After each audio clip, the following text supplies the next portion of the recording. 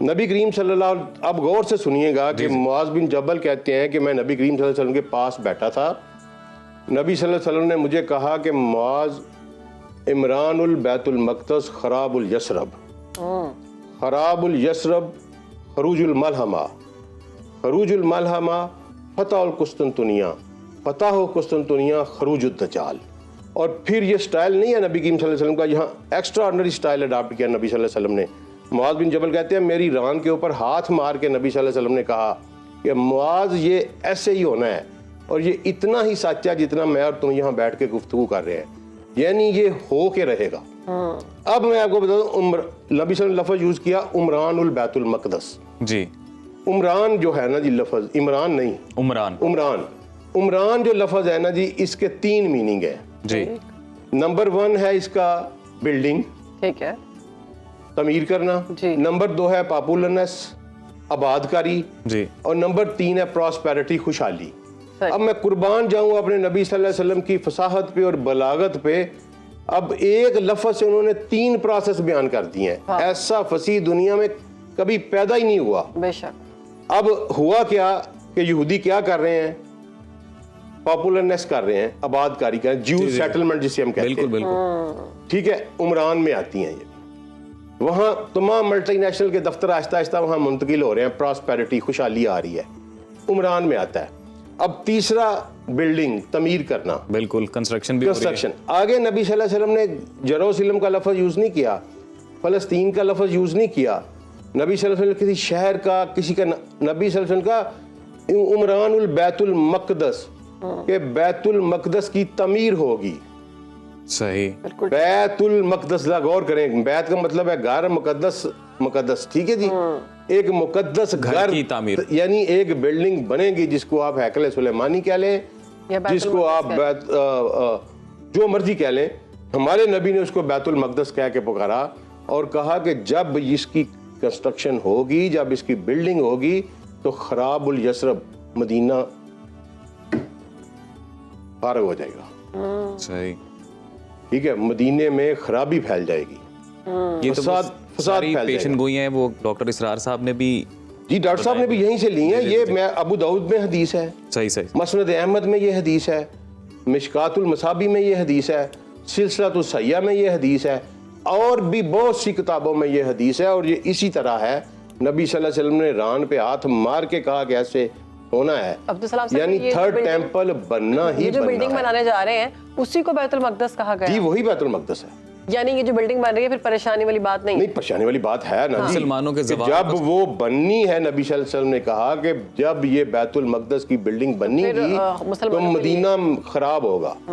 जब मदीना खराब होगा तो क्या होगा, खरूजुल मलहमा, एक वर्ल्ड वार का आगाज है, आपके सर पे खड़ी हुई है। और नबी सल्लल्लाहु अलैहि वसल्लम ने फरमाया कि इतनी बड़ी जंग है ये। अल्लाह अकबर। इसी हदीस के कंटेक्स्ट में दूसरी हदीस आई, फरमाया इसमें इतनी बड़ी जंग है कि फर्ज करो एक बंदे के 100 बेटे हैं तो 99 इस जंग में मारे जाएंगे। और एक परिंदा उड़ेगा और वो नीचे जगह तलाश करेगा कि मुझे कोई अच्छी साफ जगह मिल जाए उतरने के लिए, तो लाशें ही लाशें पड़े, उसको जगह नहीं मिलेगी, वो थक हार के गिर जाएगा। इतनी बड़ी मार आपको पड़ने वाली है।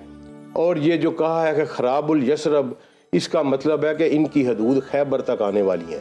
और आज भी तल अबीब की गलियों में ये बैनर लगे हुए हैं कि Khyber was your last chance.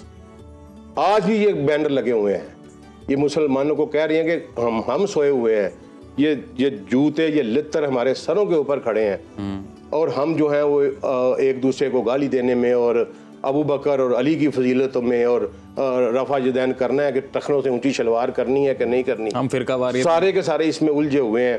लेकिन वो क्या कर रहे हैं, वो 100% अपनी किताब पे अमल कर रहे हैं।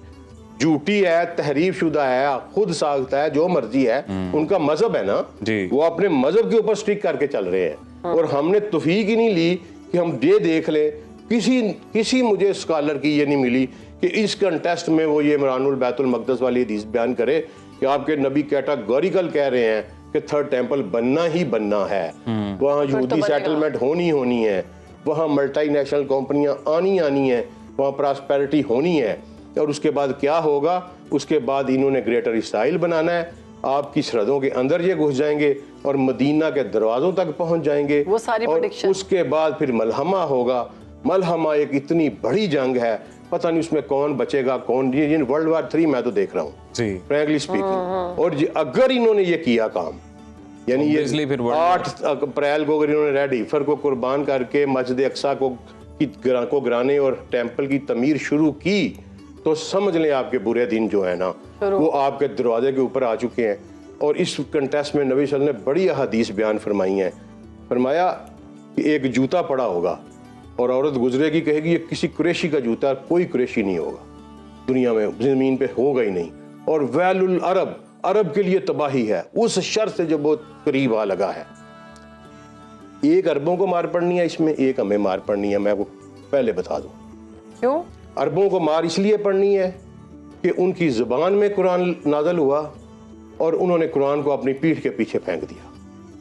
ठीक है, उन्हें मसलन आज अगर मैं कहूं कि जनाब मुझे वारिस शाह नहीं समझ लगता, तो मैं पंजाबी हूँ, लानत मेरे पे।